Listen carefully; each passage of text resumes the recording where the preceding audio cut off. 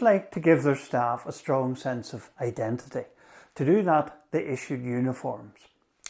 Most of the staff who were in stations, who were employed within the public gaze, were issued with uniforms.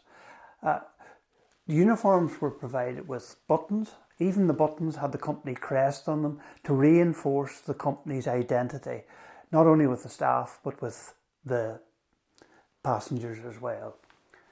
Small buttons for a waistcoat. Normally these would have been worn by people like signalmen who were inside in the signal box. Bigger coats like this were provided with larger buttons. They also had black buttons as well, depending on what rank you were. The railways operated quite a hierarchy. Just as there was a hierarchy of passengers, first and second and third class, there was also a hierarchy among the staff. For example, a porter's hat was a lot more simple because a porter was not a highly paid official. The guard's hat was different again because the guard was very important because he directed the running of the train apart from the locomotive itself. As for the driver and fireman, they wore grease-topped hats. Grease-topped simply because of the amount of coal dust on the locomotive footplate.